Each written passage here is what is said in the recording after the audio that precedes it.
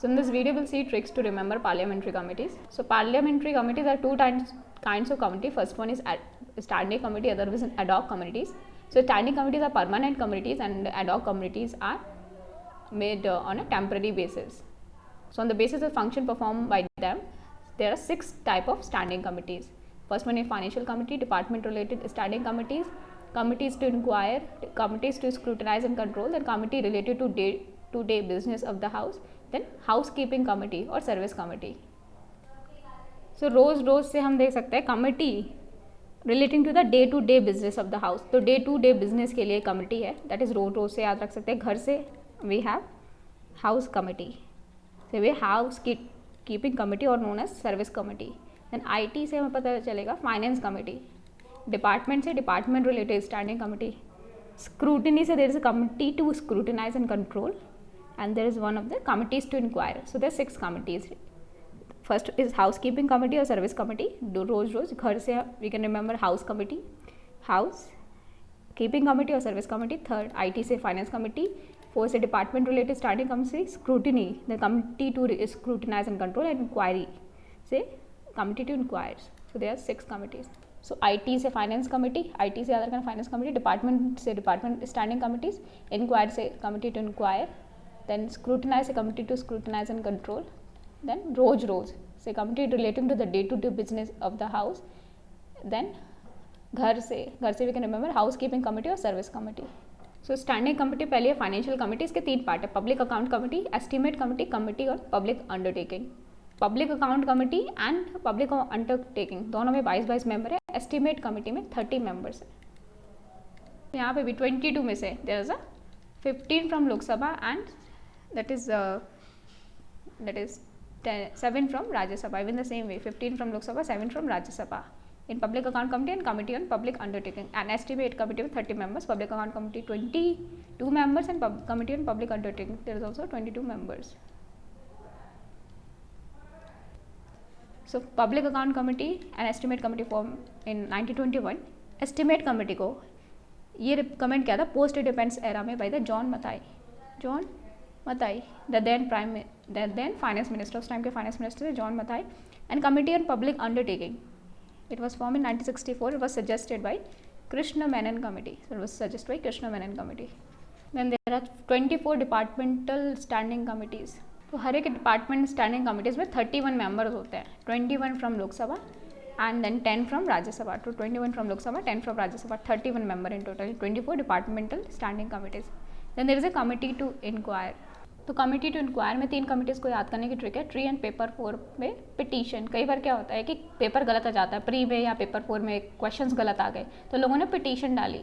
तो ऐसे याद रख सकते हैं कमिटी ऑन पिटीशन, पिटीशन से कमिटी ऑन पिटीशन, प्री से committee of privileges, and paper 4 से एथिक कमिटी. तो पेपर 4 क्या होता है? एथिक्स. तो प्री से that is committee on privileges, paper 4 से ethics committee and committee on petition. तो भी याद रख सकते हैं कमिटीज इंक्वायर में 3 कमिटीज़ आती है. से याद रखते हैं प्री एंड पेपर 4 पे पिटीशन. सो डिपार्टमेंट क्या करता है? पूरे महीने पार्टी करता है. तो पूरे महीने में कितने दिन होते हैं? 31. तो याद रखना इसके 31 मेंबर्स होते हैं, 21 from Lok Sabha and 10 from Rajya Sabha. तो पूरे महीने पार्टी करते हैं. तो ऐसे याद रखना है इसके पूरे महीने में कितने दिन होते हैं? 31. तो 31 दिन पार्टी होती है. तो यहाँ पे 31 मेंबर होते हैं the department standing committees. So committee to scrutinise and control को याद करने के लिए this a trick, that is लड़की ने पेपर पे किए आंसू एंड ऑफिस में किया सबने सपोर्ट. तो लड़की से हो जाएगा that is committee on the empowerment of women. लड़की से committee on the empowerment of women. Paper से हो जाएगा committee on the papers laid on the table. And आंसू से आएगा committee on government assurance. Then office से that is joint committee on office of profit. And सबने से हो जाएगा committee on subordinate legislation. Support से committee on the welfare of SC/ST. तो सपोर्ट किसको करेंगे? SC/ST को. तो लड़की से याद रखना है committee on the empowerment of women. आंसू से committee on government assurance. Office से that is joint committee on office of profit. सबसे that is subordinate legislation. And support से हो जाएगा हमारा सपोर्ट किसको करना है? SC/ST. यानी पेपर से हो जाएगा हमारा that is a committee on the papers laid on the table. Then we'll remember committee relating to day to day business of the house. इसके लिए ट्रिक है प्राइवेट बिजनेस में छुट्टी के लिए नो रूल्स. सो प्राइवेट से हो गया that is committee on the private member bills and resolution, business से बिजनेस एडवाइजरी कमेटी थी, तो committee on the private members bill, business से business advisory committee, then rules committee, and छुट्टी के लिए हो जाएगा हमारा committee on the absence of the member from the sitting of the house.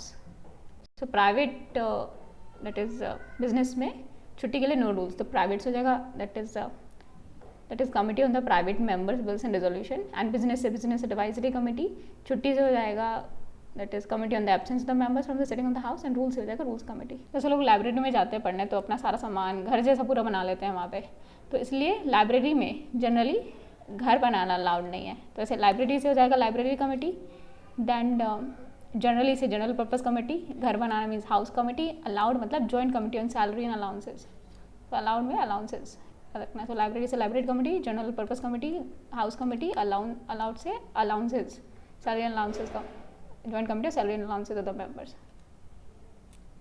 तो हर पार्लियामेंट्री कमेटी के कुछ रूल्स होते हैं, तो हर एक कमेटी जो होती है या तो हाउस इलेक्ट करेगा या स्पीकर नॉमिनेट करेगा, और वो कमेटी वर्क करेगी under the direction of the chairman और स्पीकर, और फिर रिपोर्ट किसको देगी, हाउस को, या तो स्पीकर या चेयरमैन को, और सेक्रेटेरिएट यूज़ करेगी that is provided by the Lok Sabha and Rajya Sabha. तो कंसल्टेटिव कमेटीज़ होती है, ठीक है, ये भी इसमें मेंबर्स होते हैं पार्लियामेंट के, लेकिन ये पार्लियामेंट्री कमेटी क्यों नहीं है, क्योंकि ये 4 कंडीशन फुलफिल नहीं करती, तो हर एक पार्लियामेंट्री कमेटी 4 कंडीशन को फुलफिल जरूर करनी चाहिए, that's why consultative committees are not parliamentary committees. So financial committee में 3 कमेटी है, public account committee, estimate committee and committee on public undertaking. Estimate committee 30 members होते हैं, all from Lok Sabha. Public account committee पहले set up हुई थी 1921 में, after the government of India act of 1919। 22 members होते हैं, 15 from Lok Sabha and 7 from Rajya Sabha. वो हर साल इलेक्ट होते हैं मेंबर्स, एंड इलेक्टेड होते हैं बाय द बेसिस ऑफ और the principle of proportional representation bye means of single transferable vote. इसका पीरियड 1 ईयर का होता है, एंड इसका जो चेयरमैन होता है इट्स ऑलवेज फ्रॉम अपोजिशन। तो यूनियन गवर्नमेंट के सारे अप्रोप्रिएशन अकाउंट और फाइनेंस अकाउंट को ही एग्जामिन करते हैं। स्टेट कॉर्पोरेशन ट्रेडिंग कंसर्न उनकी भी ऑडिट रिपोर्ट देख सकती है, एक्सेप्ट उनकी नहीं देख सकती जो already committee on public undertakings ने ले रखे हैं। एंड पब्लिक अकाउंट कमेटी का क्या होता है, गाइड, फ्रेंड एंड फिलोसफर। तो legal as well as technical irregularities, and ये भी देखता है economy, prudence and wisdom, and ये भी देखता है कितना वेस्ट किया है, loss, corruption, extravagance, inefficiency and nugatory expenses, सारे काम होते हैं पब्लिक अकाउंट कमिटीज के। Then we have estimate committee setup in 1921 on the recommendation, post independence में ये सेटअप हुई थी on the recommendation of John Mathai, the then finance minister. Originally 25 members थे, but now it is 30 members, and यहाँ पे जो members आते हैं यहाँ पे सिर्फ लोकसभा से होते हैं। पब्लिक अकाउंट कमेटी में हमने देखा था वहाँ पे जो चेयरमैन होता है ऑलवेज फ्रॉम अपोजिशन पार्टी, यहाँ पे जो होता है it's always from ruling party. तो ये अल्टरनेटिव पॉलिसी सजेस्ट करता है, फॉर एग्जाम्पल गवर्नमेंट ने कोई पॉलिसी लिया, ये बोल सकता है कि ये पॉलिसी ली ज़्यादा अच्छी होती है, तो एस्टिमेट कमेटी का काम होता है कि किस तरीके से ऑर्गेनाइजेशन में, इकोनॉमीज में किस तरीके से इम्प्रूवमेंट कर सकता है। ये बजट एस्टिमेट को एग्जामिन करती है ओनली जब उसके पास ऊपर वोट हो जाती है, उससे पहले नहीं कर सकते। It can examine only it has been voted, मतलब पोस्टमार्टम जैसा काम करेगा, वोट करने के बाद एग्जामिन कर रहे हैं बजट एस्टिमेट्स को, उसके बाद कुछ चेंज भी नहीं कर सकते और क्वेश्चन भी नहीं कर सकते पॉलिसी पे। एस्टिमेट कमेटी सारे जो मिनिस्ट्री हैं उनको नहीं एग्जामिन कर पाते, कुछ सेलेक्टेड मिनिस्ट्री डिपार्टमेंट्स को ही एग्जामिन कर पाते एक साल में। कैग की एक्सपर्ट असिस्टेंस नहीं मिलती है जैसे पब्लिक अकाउंट कमेटी को मिलती है। इनका मतलब काम वही पोस्टमार्टम जैसा होता है, सब कुछ हो गया, वोटिंग हो गई, उसके बाद ही एग्जामिन करने आएंगे।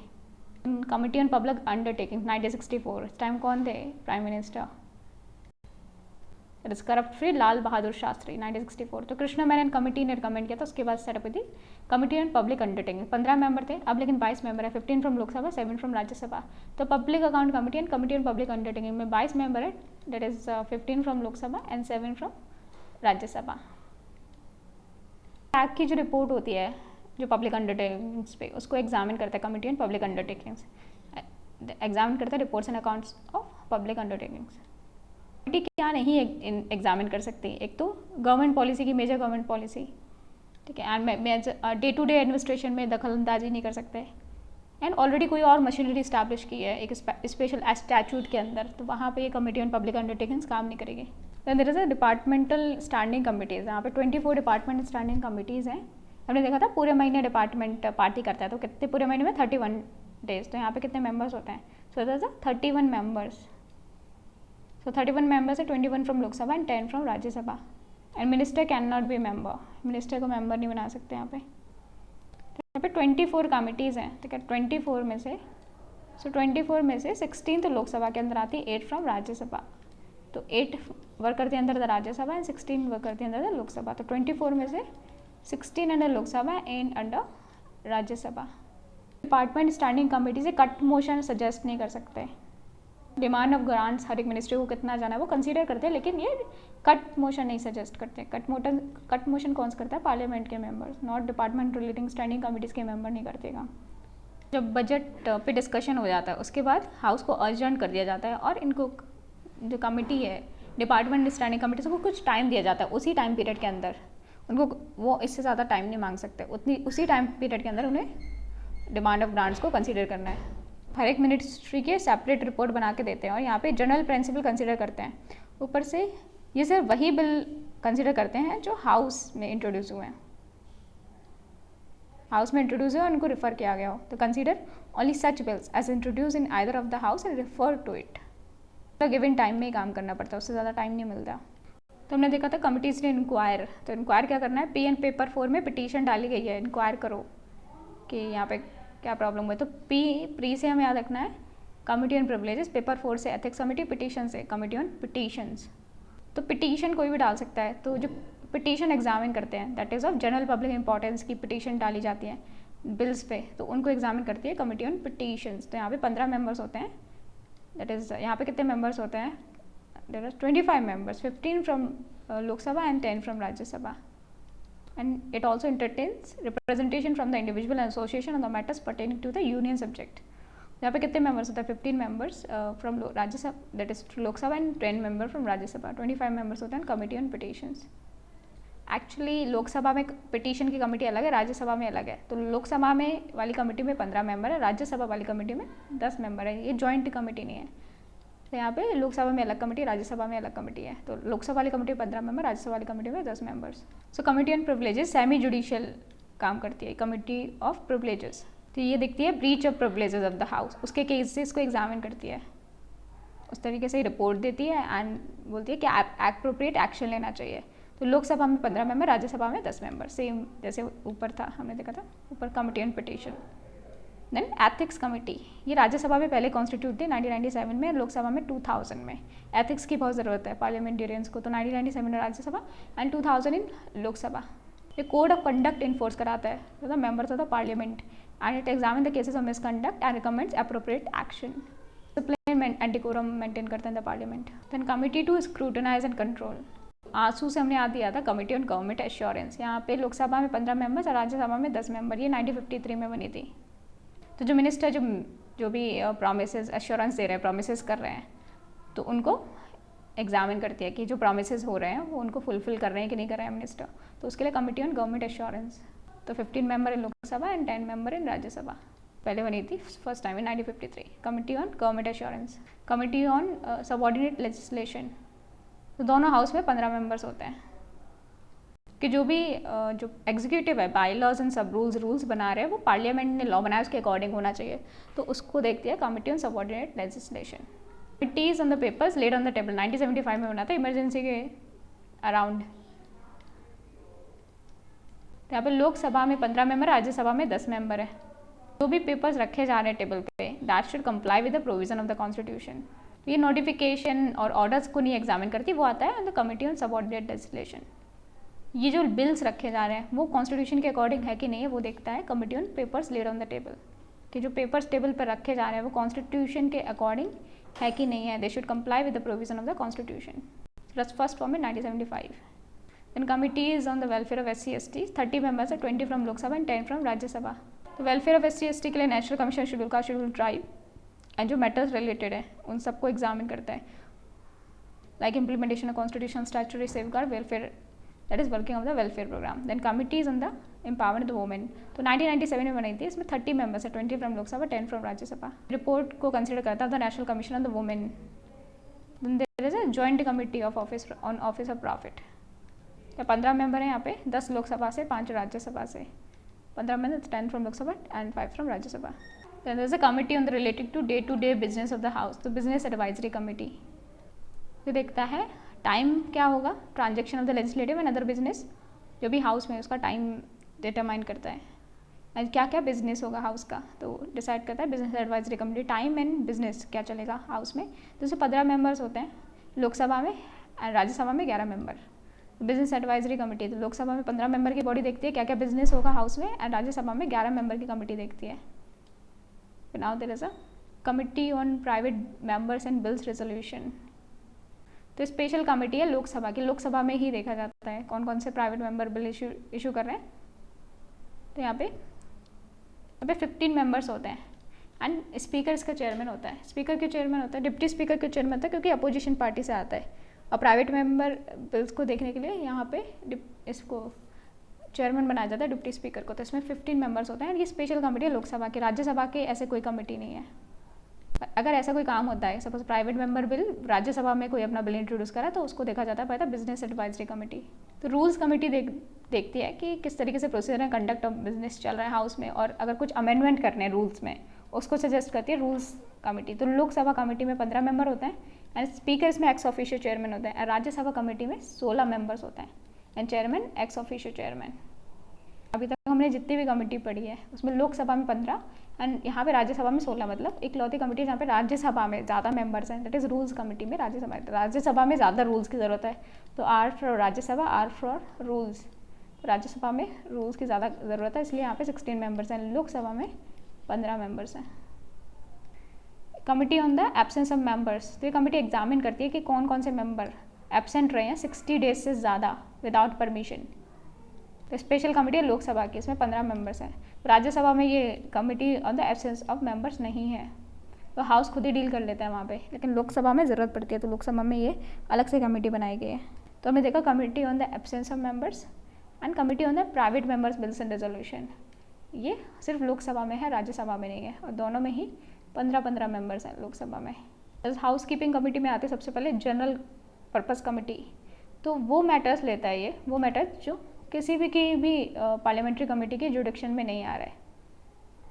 तो उस कमेटी में कौन होता है? प्रिसाइडिंग ऑफिसर, ये एक्स ऑफिशियो चेयरमैन होगा, डिप्टी स्पीकर राज्यसभा के केस में, and member of the panel of chairperson, जो panel of chairperson and chairperson of all the department standing committees of the house, leader of the recognize party and groups in the house and such as a member nominated by the presiding officer. तो काफ़ी बड़ी committee होती है general purpose committee. तो जो भी matters हुए that do not fall in the जुडिक्शन of any other parliamentary committee, वो आ जाता है under the general purpose committee. तो हाउस कमेटी देखती है residential accommodation of the members and amenities जैसे फूड, मेडिकल एड, ये देखता है हाउस कमेटी, घर खाना पीना सही से मिल रहा है कि नहीं मिल रहा है। फिर लोकसभा में यहाँ पे 12 मेंबर्स होते हैं, दोनों हाउस में होते हैं। फिर लाइब्रेरी कमेटी, तो पार्लियामेंट की लाइब्रेरी है, उसका ध्यान रखने के लिए लाइब्रेरी कमेटी है, मेंबर को असिस्ट करती है किस तरीके से आप लाइब्रेरी की सर्विसेज को यूटिलाइज कर सकते हो। यहाँ पे 9 मेंबर्स है, 6 लोकसभा से एंड 3 राज्यसभा से। तो लाइब्रेरी कमेटी में ज़्यादा नहीं है, 9 मेंबर्स हैं, 6 from Lok Sabha, 3 from Rajya Sabha. Then joint committee on the salary and allowances, ये कमेटी बनी थी salary and allowances, pension of members of the parliament act of 1954। इसमें 15 मेंबर्स होते हैं, 10 लोकसभा से, 5 राज्यसभा से। तो ये रूल्स बनाते हैं किस तरीके से पेमेंट हम करेंगे सैलरी अलाउंसेज एंड पेंशन का, तो member of the parliament. Consultative committee various ministries and department, जो भी सेंट्रल कमेटी डिपार्टमेंट्स है उससे अटैच होती है। तो ये पार्लियामेंट्री कमेटीज़ नहीं है, बिकॉज ये मिनिस्ट्री एंड डिपार्टमेंट से अटैच्ड है। तो इसमें मेंबर दोनों हाउस ऑफ द पार्लियामेंट से आते हैं। चेयरमैन कौन होता है? Minister of the state in the charge of the ministry, वो चेयरमैन होता है। तो मिनिस्टर इसका चेयरमैन होता है कंसल्टेटिव कमेटीज़ का। और ये किसके अंडर आते हैं? That is constitute by ministry of parliamentary affairs. तो मिनिस्ट्री किसके अंदर आती है? मिनिस्ट्री ऑफ कंसल्टेटिव कमेटी आता है मिनिस्ट्री ऑफ पार्लियामेंट्री अफेयर्स। तो ये कंसल्टेटिव कमेटी में मेंबर्स कौन होंगे? वॉलंटरी होता है एंड मेंबर्स एंड लीडर्स पे डिपेंड करता है किसको चूज़ करना चाहते हैं। तो मैक्सिमम कितना हो सकता है? 30 एंड मिनिमम 10। कंसल्टेटिव कमेटी में मिनिमम 10 मेंबर और मैक्सिमम 30 मेंबर्स हो सकता है। किसके अंडर आता है? Ministry of parliamentary affairs, under the ministry of parliamentary affairs. तो ये कॉन्स्टिट्यूट किया जाता है after the new Lok Sabha is constituted. जैसे जनरल इलेक्शन होते हैं लोकसभा के, उसके बाद कॉन्स्टिट्यूट की जाती है consultative committees. Consultative committee dissolve हो जाती है अंदर डिसोल्यूशन ऑफ लोकसभा। एंड फिर कुछ इनफॉर्मल कंसल्टेटिव कमेटीज़ होती हैं for the member of the parliament for all the railway zones के लिए इनफॉर्मल कंसल्टेटिव कमेटीज़ हैं। So about the parliament given in the article 79 to 122 in part 5 of the constitution 79 to 122। So we talk about the territorial constituency. तो हर एक state में इस तरीके से सीट्स अलोकेट की जाती हैं लोकसभा की, that the ratio between the number and is population is the same in the entire state. कि नंबर और उसमें कितनी पॉपुलेशन है उसका जो रेशियो है दैट इज कितने नंबर्स लिए गए हैं उस स्टेट से, एज वेल एज कितने मेंबर्स हैं, कितनी पॉपुलेशन है, दैट इज नंबर कितने लिए गए हैं एज वेल एज कितनी पॉपुलेशन है स्टेट की, सारे स्टेट्स के लिए सेम हो, इस तरीके से रेशियो बनाया जाता है। लेकिन ये प्रोविज़न उस स्टेट्स के लिए अप्लाई नहीं होता है जहाँ पे पॉपुलेशन 60 दैट इज 6 मिलियन से कम हो, जैसे 7 लाख से कम हो, 60 लाख से कम हो, वहाँ पे ये प्रोविज़न अप्लाई नहीं होता है। यहाँ पे दो तरीके की यूनिफॉर्मिटी होती है, एक तो between the different state and between the different constituency in the same state. हर एक स्टेट्स में, हर एक कॉन्स्टिट्यूएंसी में इस तरीके से पॉपुलेशन डिवाइड की जाती है कि रेशियो जो पॉपुलेशन है उस कॉन्स्टिट्यूएंसी का और कितनी सीट एलोकेट की है वो सेम हो। इस हर एक कॉन्स्टिट्यूएंसीज में सीट एलोकेट होती है in proportion to the population of the state. तो राज्यसभा का टर्म ऑफ ऑफिस कॉन्स्टिट्यूशन ने फिक्स नहीं किया है, यहाँ पे पार्लियामेंट पे छोड़ दिया कि टर्म ऑफ क्या होना चाहिए, राज्यसभा का टर्म क्या होना चाहिए। तो पार्लियामेंट ने पास किया representation of the people act of 1951, उसमें टर्म किया है 6 ईयर फॉर द राज्यसभा। तो राज्यसभा का टर्म कॉन्स्टिट्यूशन में नहीं दे रखा है, पार्लियामेंट ने फिक्स किया है 6 ईयर्स। तो डबल मेंबरशिप में सीट वैकेंट हो जाती है अगर पर्सन दोनों हाउस पे इलेक्ट हो जाए, तो जो बड़ी वाली सीट है वो चली जाएगी, मतलब राज्यसभा वाली सीट चली जाएगी। तो उसे 10 दिन के अंदर बताना होता है, 10 दिन के अंदर नहीं बताया तो राज्यसभा वाली सीट चली गई। तो अगर एक सिटिंग मेंबर एक हाउस में इलेक्टेड है फिर दूसरे हाउस में इलेक्ट हो जाता है, तो नए हाउस में इलेक्ट हो गया उसमें चला जाएगा, फर्स्ट हाउस वाली वैकेंट हो जाएगी। अगर एक साथ दोनों में इलेक्ट हुआ है तो बड़े वाले हाउस की चली जाएगी। फॉर एग्जाम्पल रोज लोकसभा राज्यसभा में दोनों में इलेक्ट हुआ है तो राज्यसभा वाली चली जाएगी 10 दिन तक नहीं बताया तो। और अगर एक हाउस में सिटिंग मेंबर है और दूसरे हाउस में इलेक्ट हो जाते हैं, फॉर एग्जाम्पल लोकसभा में राज्यसभा में इलेक्ट हो गए तो पहले हाउस की खाली हो जाएगी। तो अगर एक ही हाउस में 2 सीट्स पे इलेक्ट हो गए, फॉर एग्जाम्पल 2 कॉन्स्टिट्यूएंसी से खड़े हुए थे, दोनों में इलेक्ट हो गए तो आप एक चूज़ कर लो, नहीं तो दोनों ही खाली हो जाएंगे। और पार्लियामेंट के भी मेंबर बन गए, स्टेट लेजिस्लेचर के भी मेंबर बन गए, तो उसको ठीक है बताना पड़ता है कितने दिन में, 14 दिन में, नहीं तो बड़ी वाली सीट मतलब पार्लियामेंट की सीट वैकेंट हो जाती है। एब्सेंस के केस में अगर 60 डेज से ज़्यादा आप एब्सेंट रहे विदाउट परमिशन, ठीक है, तो वहाँ पे आपको डिस्क्वालीफाई किया जा सकता है और उन डेज़ को काउंट नहीं किया जाता during which the house is prorogued adjourn for more than 4 consecutive days. अगर 4 दिन तक हाउस नहीं रहा तो काउंट नहीं किया जाता, नहीं तो अगर सपोज 3 दिन तक एडजर्न रहा, उसके बाद मीटिंग हुई, फिर एडजर्न रहा 2 दिन के तक, तो वो दिन काउंट होंगे। लेकिन 4 कॉन्सिक्यूटिव डेज तक अगर हाउस नहीं हो तो वो डेज़ काउंट नहीं होते। कितना है 60 डेज़ और 4 कॉन्सिक्यूटिव डेज जहाँ पे छुट्टी रही है वो डेज़ काउंट नहीं होते इन काउंटिंग दी 60 डेज़। तो हर एक मेंबर को ओथ लेनी पड़ती है, अगर ओथ नहीं ली तो पेनल्टी लगती है 500 रुपये की हर दिन। अगर आप बिना ओथ लिए बैठते हो तो 500 रुपये की पेनल्टी लगती है हर दिन की। सो मेंबर्स ऑफ पार्लियामेंट को सैलरी एंड अलाउंसेस मिलते हैं, लेकिन पेंशन का कोई प्रोविज़न नहीं है। लेकिन पार्लियामेंट ने पेंशन का भी प्रोविज़न प्रोवाइड किया, मतलब एक बार पार्लियामेंट के मेंबर बन जाओ फिर पेंशन मिलती रहेगी। 94 में आया था, parliament enacted the salary allowances pension of the members of the parliament act. So Lok Sabha का जो चेयरमैन होता है, जो स्पीकर होता है, वह अपॉइंट करता है the chairman of all the parliamentary committees, और ये खुद चेयरमैन होता है। 3 कमिटीज़ का चेयरमैन होता है लोकसभा का speaker, that is business advisory committee, business देखने का काम लोकसभा स्पीकर का होता है, वो रूल्स बनाने का काम लोकसभा स्पीकर का होता है। Rules committee and general purpose committee, general चीज़ें देखना लोकसभा स्पीकर का काम होता है। तो business advisory committee, rules committee, general purpose committee, इसके चेयरमैन कौन होता है? लोकसभा स्पीकर। तो motion of the removal of the speaker, ठीक है, तो यहाँ पे majority of all the member of house, मतलब इफेक्टिव मेजॉरिटी से रिमूव करना पड़ता है स्पीकर को, और कम से कम 50 मेंबर्स सपोर्ट करें तब वो मोशन मूव होगा। कम से कम 50 मेंबर को सपोर्ट करना चाहिए स्टार्टिंग में, तभी मूव हो पाएगा मोशन। अब वर्क एंड कंडक्ट आप क्रिटिसाइज़ नहीं कर सकते स्पीकर का, एक्सेप्ट सब्सटेंटिव मोशन में कर सकते हो, अदरवाइज नहीं कर सकते। ऑर्डर ऑफ प्रेसिडेंट किसके बराबर? चीफ जस्टिस ऑफ इंडिया, मतलब प्राइम मिनिस्टर और डिप्टी मिनिस्टर को छोड़ के सारे मिनिस्टर्स के नीचे आते हैं, स्पीकर के नीचे आते हैं। फिर डिप्टी स्पीकर होता है या अपोजिशन पार्टी से होता है। अप टू 10th लोकसभा दोनों स्पीकर डिप्टी स्पीकर कहाँ से होते हैं? Ruling party. बट 11 लोकसभा से कंसेंसस है कि स्पीकर रूलिंग पार्टी से आएगा एंड डिप्टी स्पीकर कहाँ से आएगा? अपोजिशन पार्टी से। तो जो institution speaker and deputy speaker कब आया था? 1921 में after the government of India act of 1990। तो उस टाइम स्पीकर और डिप्टी स्पीकर को बोलते थे प्रेसिडेंट डिप्टी प्रेसिडेंट। आज स्पीकर डिप्टी स्पीकर बोलते हैं, उस टाइम प्रेसिडेंट डिप्टी प्रेसिडेंट बोलते थे। एंड 1947 तक यही चला, फिर हमने स्पीकर एंड डिप्टी स्पीकर बोल दिया। और पहले 1921 से पहले कौन प्रिसाइड करता था? स्पीकर डिप्टी स्पीकर नहीं थे तो governor general of India preside करता था, सेंट्रल लेजिस्लेटिव असेंबली। 1921 में Frederick Whyte and Sachchidananda Sinha को अपॉइंट किया गया था governor general of India. Appoint किसने किया था? गवर्नर जनरल ऑफ इंडिया ने, as a first speaker deputy speaker. First speaker कौन थे? Frederick Whyte, and first deputy speaker कौन थे? Sachchidananda Sinha. So Sachchidananda Sinha he was Indian parliamentarian 1971 to 1950। So Sachchidananda Sinha that is first deputy speaker. In 1921, Frederick White was the speaker and Sachidanand Sinha was deputy speaker. First deputy speaker जो elect किया था Central Legislative Assembly में 1925, it was Vallabh भाई जे Patel. First Indian and first elected speaker बने थे. और it is Vitthal भाई Patel. He become the first elected speaker of Central Legislative Assembly. तो ये तो नॉमिनेट किए गए थे सच्चिदानंद सिन्हा जो डिप्टी स्पीकर थे. फर्स्ट इलेक्टेड स्पीकर बने हैं 1925 में विट्ठल भाई जे पटेल.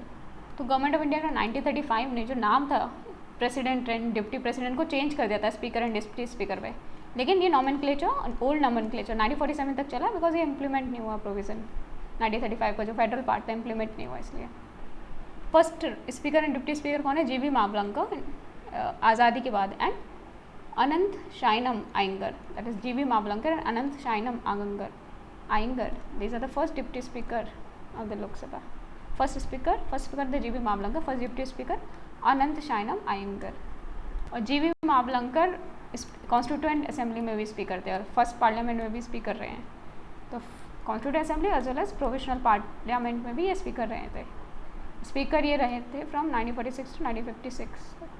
यहाँ पे panel of chairperson of Lok Sabha होते हैं जो अगर स्पीकर या डिप्टी स्पीकर नहीं होते उसके बाद इनमें से कोई प्रिसाइड करता है. और अगर पैनल में से कोई पर्सन नहीं है तो हाउस डिटरमाइन कर देता है ठीक है that person will act as a speaker. लेकिन जब ऑफिसर स्पीकर या डिप्टी स्पीकर वैकेंट है उस केसेस में यहाँ पे प्रिसाइड नहीं कर सकते पैनल ऑफ चेयरपर्सन. उस टाइम क्या करेगा? स्पीकर की ड्यूटी कौन परफॉर्म करेगा? प्रेसिडेंट अपॉइंट करता है और फिर जल्दी से जल्दी इलेक्शन करे जाते हैं. तो वैकेंसी होगी उस टाइम पैनल ऑफ चेयरपर्सन नहीं प्रेसिडेंट फिर अपॉइंट करेगा. स्पीकर प्रोटम सबसे बड़े मेंबर को बना दिया जाता है after the election. It is Kamal Nath. 9 time रहे हैं स्पीकर प्रोटम. तो प्रेसिडेंट किसी स्पेशली किसी भी मेंबर को स्पीकर प्रोटम अपॉइंट कर देता है immediately after the first meeting of newly elected Lok Sabha. Senior most member को इलेक्ट किया जाता है यूजुअली और प्रेसिडेंट खुद ओथ दिलाता है स्पीकर प्रोटम को. स्पीकर प्रोटम को पास सारी पावर होती है स्पीकर की. तो स्पीकर प्रोटम को ओथ दिला दी प्रेसिडेंट ने. लेकिन अब सारे मेंबर्स को प्रेसिडेंट ओथ दिला के तो थक जाएगा तो स्पीकर प्रोटम फिर सारे न्यू मेंबर्स को ओथ दिलाता है. जब नया स्पीकर आ जाता है तो स्पीकर प्रोटम का ऑफिस खत्म हो जाता है. ये टेम्परेरी ऑफिस है कुछ दिन के लिए ही रहता है. Will talk about the leaders in the parliament. Leaders of the house. तो लीडर्स ऑफ द हाउस ये किसके अंडर है? ये कॉन्स्टिट्यूशन में ही दे रखा है. ये दे रखा है in the rules of the Lok Sabha. Leader of the house का मतलब क्या होता है? Prime minister. अगर वो लोकसभा का मेंबर हो तो prime minister he leader of the house बन जाता है. प्राइम मिनिस्टर राज्यसभा आते तो लोकसभा में किसी को भी नॉमिनेट कर देगा as to function as a leader of the house. तो यहाँ पे हाउस राज्यसभा में भी लीडर ऑफ हाउस होता है. अगर प्राइम मिनिस्टर लोकसभा में होगा तो राज्यसभा में अपॉइंट करेगा लीडर ऑफ द हाउस. अगर प्राइम मिनिस्टर राज्यसभा में तो लोकसभा में अपॉइंट करेगा लीडर ऑफ द हाउस. तो दोनों में होता है राज्यसभा में लोकसभा में भी. और जहाँ भी प्राइम मिनिस्टर मेंबर होगा वो लीडर ऑफ द हाउस हो जाएगा. अगले हाउस में वो प्राइम मिनिस्टर ही अपॉइंट कर देगा. तो leader of the house important functionary होता है. एक्सरसाइज करता है direct influence on the conduct of the business. और ये अपॉइंट करता है deputy leader of the house. एक लीडर होता है deputy leader of the house और यूएसए में इसको बोलते हैं मेजॉरिटी लीडर. तो leader of the largest opposition party यहाँ पे 1/10 of the seat of the total strength of the house होनी चाहिए. उसे बोलते हैं लीडर ऑफ अपोजिशन. इसको स्टैट्यूटरी रिकॉग्निशन मिला था 1977 में. इनको सेम सैलरी मिलती है. रैंक होती है कैबिनेट मिनिस्टर की. लीडर अपोजिशन की रैंक होती है कैबिनेट मिनिस्टर की. यूएसए में लीडर ऑफ अपोजिशन को बोलते हैं minority leader. So whip is based on the convention of the parliamentary government. So हर एक पार्टी चाहे रूलिंग हो चाहे अपोजिशन हो हर एक उसकी विप होती है और इसको अपॉइंट किया जाता है बाय द पॉलिटिकल पार्टी और वर्क करता है as a assistant floor leader. So member से सपोज किया जाता है they will follow the directives given by the whip otherwise disciplinary action can be taken. तो पार्लियामेंट मैक्सिमम गैप 2 सेशन के बीच में 6 मंथ से ज़्यादा नहीं हो सकता. मतलब पार्लियामेंट कम से कम 2 बार मिलेगी. यूजुअली 3 सेशन होता है. Budget session, monsoon session and then winter session. तो सिटिंग क्या होती है? एक तो 11 बजे से 1 बजे तक होती है फिर 2 से लेकर 6 बजे तक. तो लोकसभा डिसॉल्व होता है. सारे बिल जो भी होते हैं बिल्स हो गए मोशंस रेजोल्यूशन नोटिस पिटीशन सारे जो पेंडिंग होते हैं वो सारे लैप्स कर जाते हैं. ठीक है या तो हाउस में है या कमिटीज़ के पास है वो सब लैप्स कर जाते हैं. लेकिन कुछ ऐसे बिल हैं ठीक है कुछ ऐसे पेंडिंग अश्योरेंस है जो एग्जामिन करे by the committee on government assurance वो नहीं बिल लैप्स होते हैं अंदर डिसोल्यूशन लोकसभा डिसॉल्व होगी. लेकिन जो बिल एग्जामिन किए जा रहे हैं by the committee on government assurances वो लैप्स नहीं होते हैं. बस ये कमिटी ऑन गवर्नमेंट अश्योरेंसेज देखता है कि जो भी गवर्नमेंट अश्योरेंस दे रही है उससे फुलफिल कर रही है कि नहीं कर रही है. तो ये वाले बिल लैप्स नहीं होते. बाकी सारे बिल लैप्स हो जाते हैं on the dissolution of Lok Sabha. कितना होता है, quorum होता है 1/10, तो 55 member from Lok Sabha and 25 member from Rajya Sabha. Then question hour होता है, फर्स्ट आवर जो होता है पार्लियामेंट्री सिटिंग का क्वेश्चन आवर होता है। तो यहाँ पे 3 टाइप के क्वेश्चन पूछे जा सकते हैं मिनिस्टर से। स्टार्ट क्वेश्चन, ठीक है, यहाँ पे ओरल आंसर देने होते हैं, एंड सप्लीमेंट्री क्वेश्चन पूछ सकते हो। अनस्टार्ट क्वेश्चन, यहाँ पे क्या होता है रिटन आंसर देने होते हैं, सप्लीमेंट्री क्वेश्चन नहीं पूछ सकते। फिर शॉर्ट नोटिस क्वेश्चन, तो यहाँ पे 10 दिन तक का नोटिस दिया जाता है, तो ये होता है शॉर्ट नोटिस क्वेश्चन। 10 दिन से कम का नोटिस दे रहे हो तो शॉर्ट नोटिस क्वेश्चन। जो शॉर्ट नोटिस क्वेश्चन इनको भी ओरली आंसर किया जाता है, तो start question and short notice question इनको ओरली आंसर किया जाता है, तो इनमें सप्लीमेंट्री क्वेश्चन पूछ सकते हैं। लेकिन अनस्टार्ट क्वेश्चन में रिटन आंसर है, तो इसमें यहाँ पे सप्लीमेंट्री क्वेश्चन पूछ ही नहीं सकते बिकॉज रिटन आंसर दिया जा रहा है। तो 0 आर इनफॉर्मल डिवाइसेज, 1962 को वॉर हुआ था तब एकदम क्वेश्चन पूछने की जरूरत पड़ी, तो raise a matter of without any prior notice, एकदम वॉर हो गया इंडिया पे, तो विदाउट एनी प्रायर नोटिस आपको कुछ क्वेश्चन रेज करना है, तो उसके लिए 0 आर होता है। ये पार्लियामेंट्री प्रोसीजर है 1962 से, so it is an Indian innovation.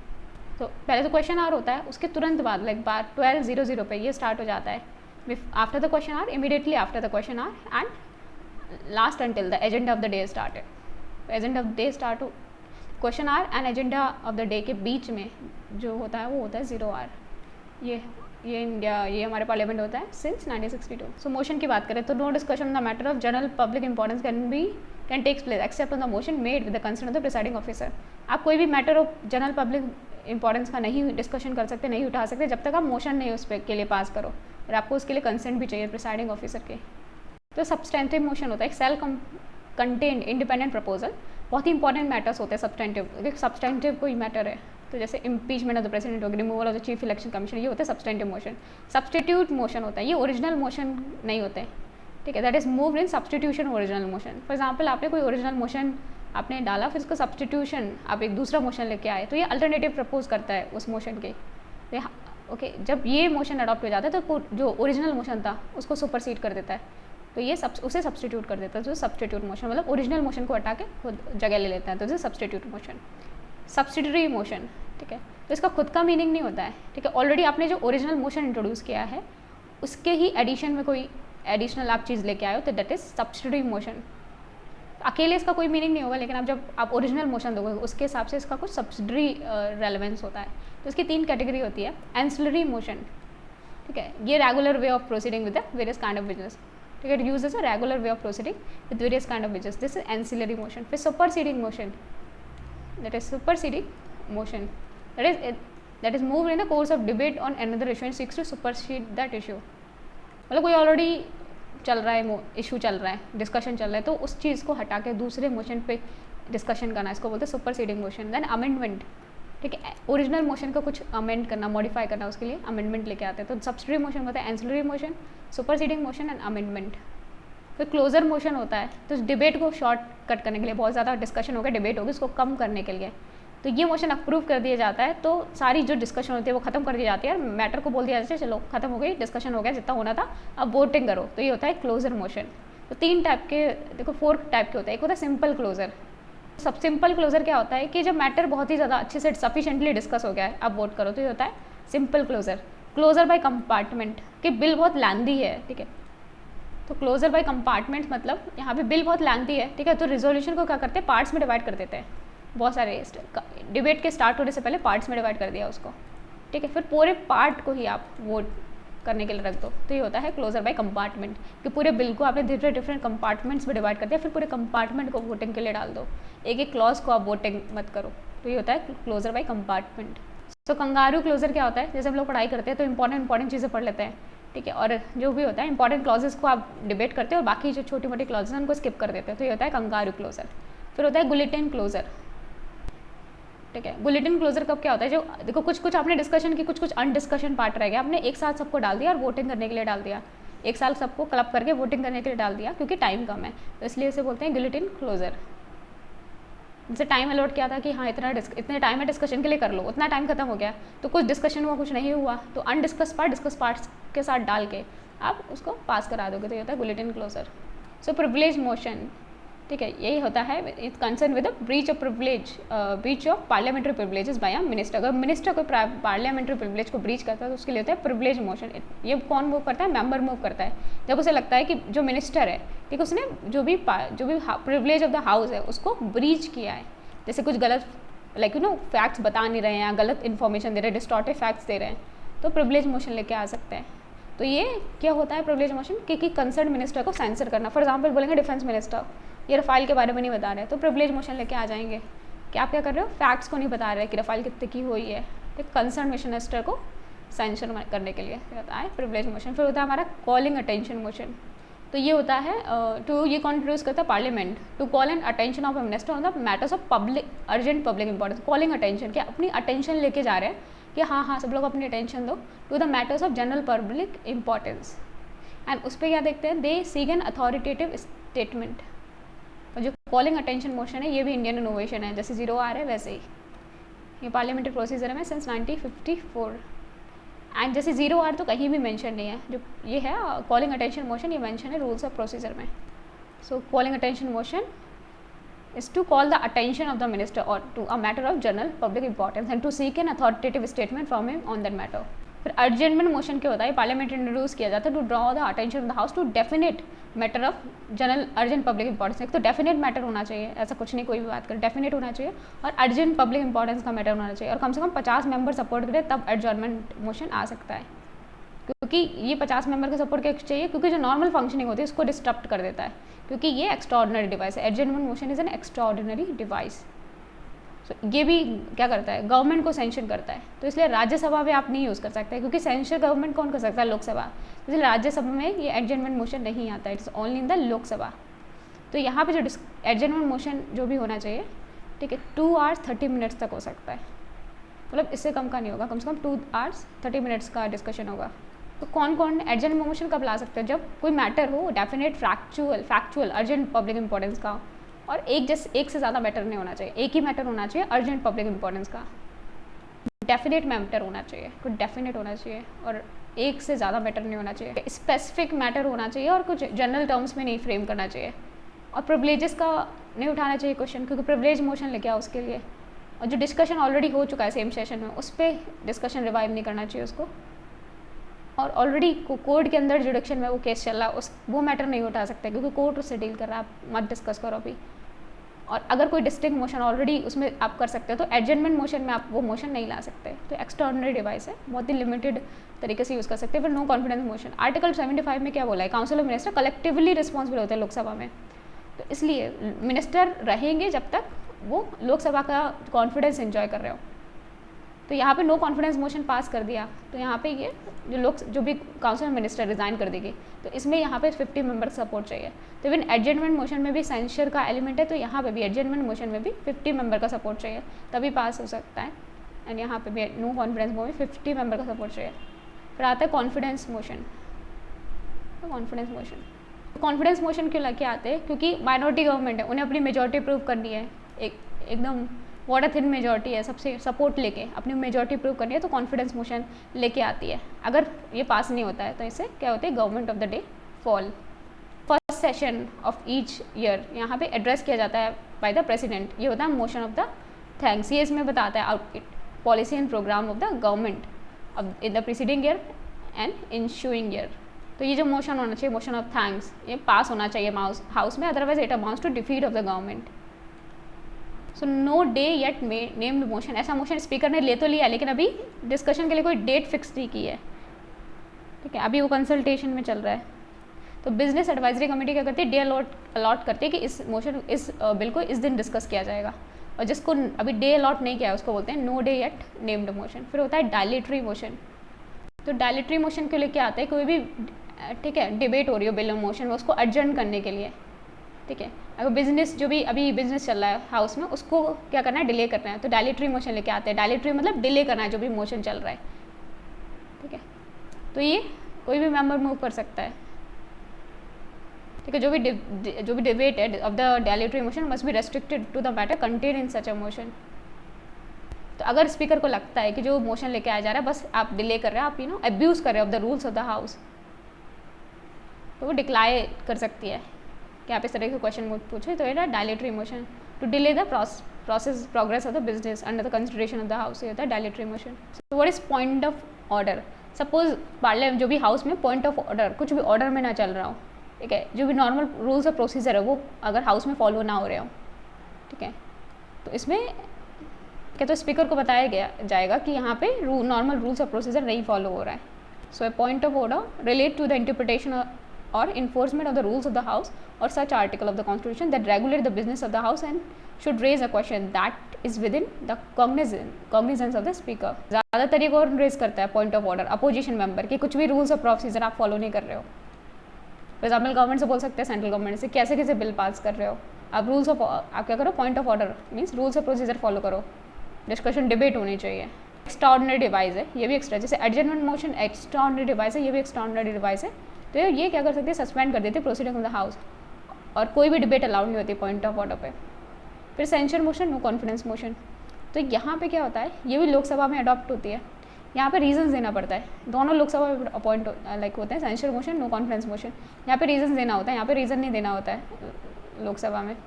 फिर यहाँ पे individual minister as well as council of minister के अगेंस्ट मोशन आप मूव कर सकते हो. सेंसर मोशन, यहाँ नो कॉन्फिडेंस मोशन पूरे काउंसिल ऑफ मिनिस्टर के लिए ही होता है. इंडिविजुअल मिनिस्टर के लिए नो कॉन्फिडेंस मोशन नहीं हो सकता. सेंसर मोशन लेकर आ सकते. अगर एक इंडिविजुअल मिनिस्टर के अगेंस्ट करना है तो सेंसर मोशन लेके आओ. पूरी काउंसिल ऑफ मिनिस्टर के अगेंस्ट करना है तो आपको नो कॉन्फिडेंस मोशन लेके आओ. और सेंसर मोशन पूरी काउंसिल ऑफ मिनिस्टर के अगेंस्ट भी हो सकते हैं. तो यहाँ पे स्पेसिफिक पॉलिसी एंड एक्शंस की वजह से लेके आया जाता है. यहाँ पे क्या होता है, कॉन्फिडेंस नहीं रहा इसलिए नो कॉन्फिडेंस मोशन लेके आया जाता है. यहाँ पे आपकी कोई स्पेसिफिक पॉलिसी एक्शन पसंद नहीं आए, आप फार्म बिल्स लेके आए, ये पसंद नहीं आए तो आएगा सेंसर मोशन. तो हमारा यहाँ पे होता है. तो यहाँ पे अगर लोकसभा में पास कर दे तो ज़रूरी नहीं है काउंसिल ऑफ मिनिस्टर रिज़ाइन करे. अगर ये पास हो गया तो काउंसिल ऑफ मिनिस्टर को रिज़ाइन करना ही पड़ता है कॉन्फिडेंस मोशन के केस में. फिर होता है हाफ एन आवर डिस्कशन. तो अगर कोई ऐसा मैटर है ऑफ सफिशिएंट पब्लिक इंपॉर्टेंस, काफ़ी पब्लिक इंपॉर्टेंस का कोई मैटर है, उसके लिए बहुत सारा डिबेट चाहिए. ठीक है, बहुत ज़्यादा आपको डिबेट चाहिए, बहुत ज़्यादा इलूसिडेशन चाहिए. तो यहाँ पे 3 days a week in a week, मतलब 3 दिन को अलॉट कर सकता है ऐसे डिस्कशन के लिए. होता है हाफ एन आवर डिस्कशन. तो यहाँ पे कोई फॉर्मल वोटिंग या मोशन नहीं होता, बस डिस्कशन होता है, हाफ एन आवर डिस्कशन. तो स्पीकर 3 दिन वीक में अलॉट कर देता है for the half an hour discussion. किसके लिए करता है?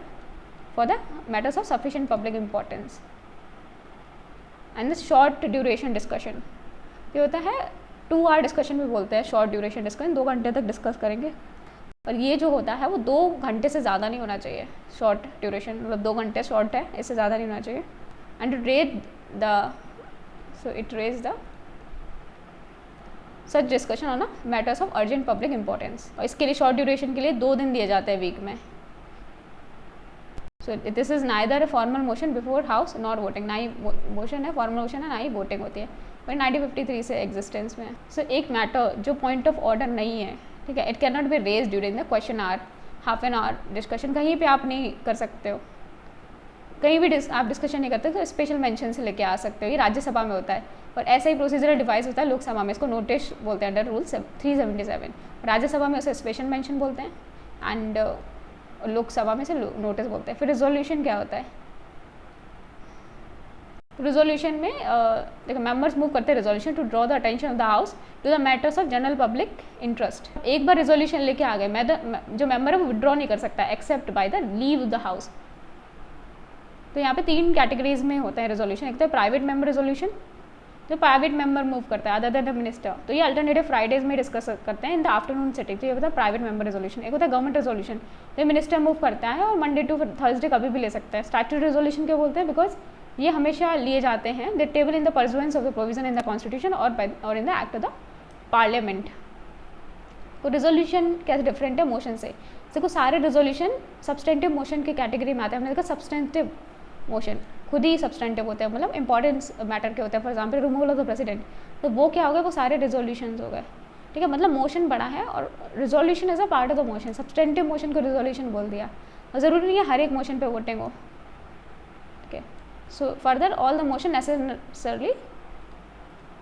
Not necessarily put to the votes of the house. लेकिन सारे रिजोल्यूशन को वोट किया जाता है. देखो सारे मोशन को वोट नहीं किया जाता है, लेकिन सारे रिजोल्यूशन को वोट किया जाता है. सो रिजोल्यूशन तो एम बड़ा है, एम मतलब मोशन बड़ा है. Resolution is a part of the motion. यहाँ पे सारे मोशन को वोट नहीं किया जाता, सारे रिजोल्यूशन में वोटिंग होती है.